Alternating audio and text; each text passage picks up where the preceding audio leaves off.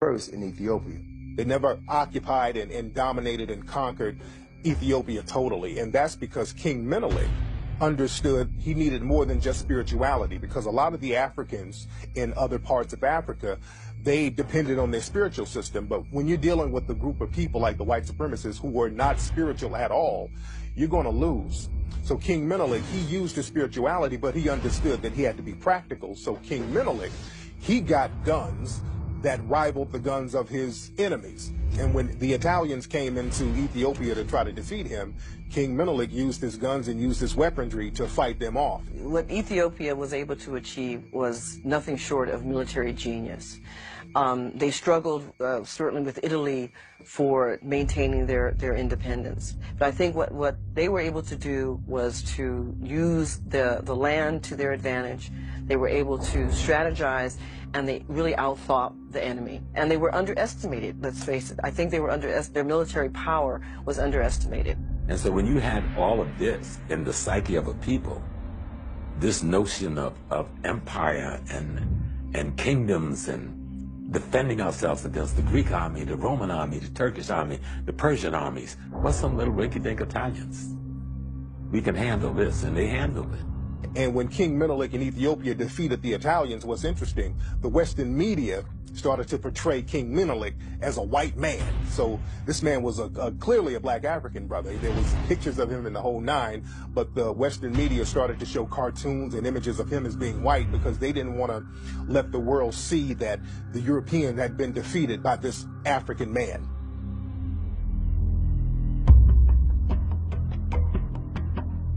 Traditional African religions, particularly the one from ancient Egypt and Sudan, venerated this idea called Ma'at. And Ma'at, roughly speaking, you could translate it as truth, as justice, as righteousness, as reciprocity. The problem is when you're being attacked by people who don't believe any of that, and you are trying to do the Ma'atic thing, they will beat you, unfortunately. And this is one of those harsh lessons that the black community is still to learn. The assumption that another group's view of humanity is the same as ours. The assumption that another group's understanding of divinity is the same as ours. The African moved from the premise that everybody was a brother, and thus should be treated and accorded that kind of brothership and brotherhood. The European moved from a position that what is mine, and what is yours is mine if I can take it. You had a war culture coming in contact with an agrarian culture. The war culture is always going to win because the war culture doesn't put any value on human life. And that means it has no barometer to how much death and destruction it will carry out. People talk about the greatness of Africa, and we see some of the great empires that we had over in Africa. And naturally, a lot of people will say, okay, if we had all these great empires, where did Africa go wrong? There's several situations that happened. One thing that happened with Africa, you had Mansa Musa. Now, Mansa Musa, according to most historians, a West African black man who was a king in the area that we know as Mali and Timbuktu, the wealthiest man to ever live. And Mansa Musa's situation was a gift and a curse because Mansa Musa, he went around the world basically just giving out gold. This man had so much money, he could give money away. And he gave so much money out, it decimated certain economies in other nations. So it showed the humanity of the African people and the generosity of the African people, but you showed people that you had all of this wealth, so now people are plotting on you. So when people saw Mansa Musa giving out all that money, he became lunch to everybody else. So Africa started to get raided and flooded with all types of people trying to take advantage of the wealth and the resources that were in Africa. The tide rises and falls. I mean, what are we talking about? We're not supposed to be a victim of time.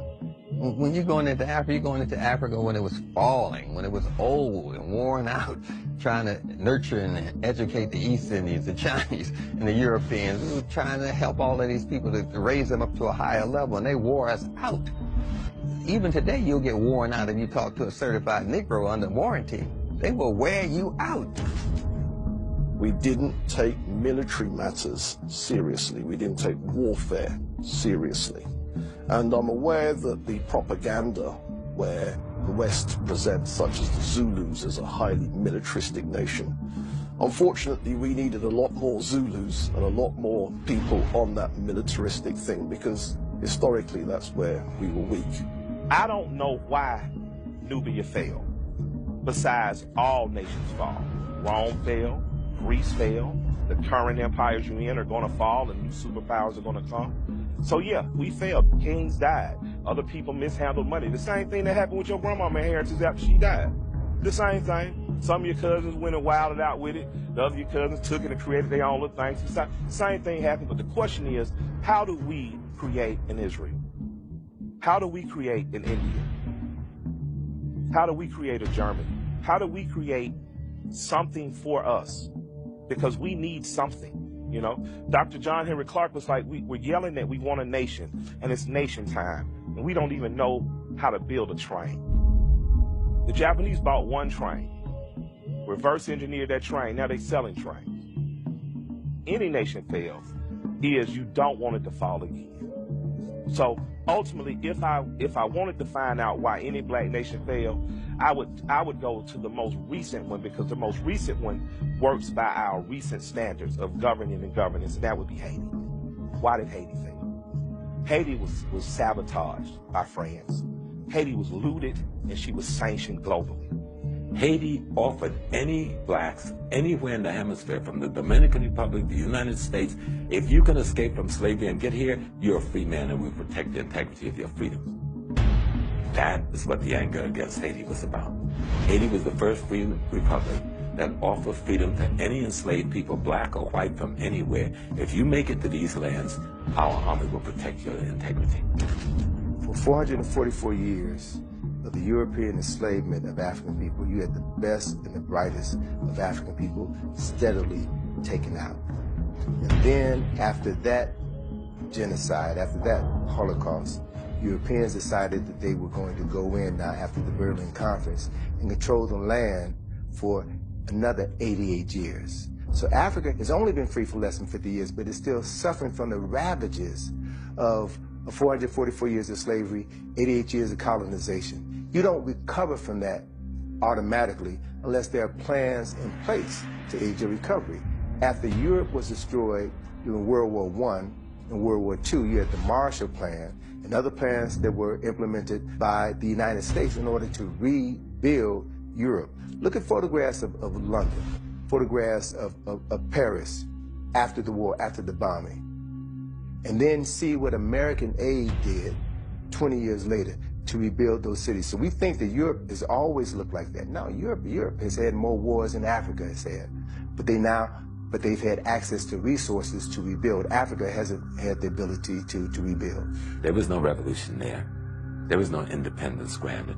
All they were done was to make a few Negroes wealthy, and then y'all managed the apartheid poverty for us. But we'll keep all of our banks, we'll keep all of our mines, we'll keep all of our industry. We're not sharing nothing with you. We'll keep the best 80% of the farmland, and you can't even come into our little towns. There are towns in South Africa we don't know the names of. That's the most prosperous, most beautiful places in the world. White folks are retiring from Europe every day, especially the aristocrats going there to live. And they make us think South Africa is Johannesburg. Colonial powers of Europe left African nations. They took everything, even the light bulbs. They ripped up the train tracks. They said, if we're leaving, we're going to make sure that you won't be able to sustain yourself.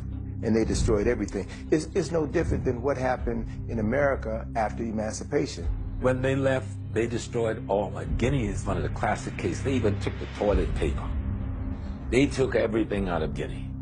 And then, from the international marketplace, fought to keep Guinea from ever developing international trade with Europe. Guinea has the largest supply of iron ore in the world. Who do you think control and own it? Some Israeli mega capitalists.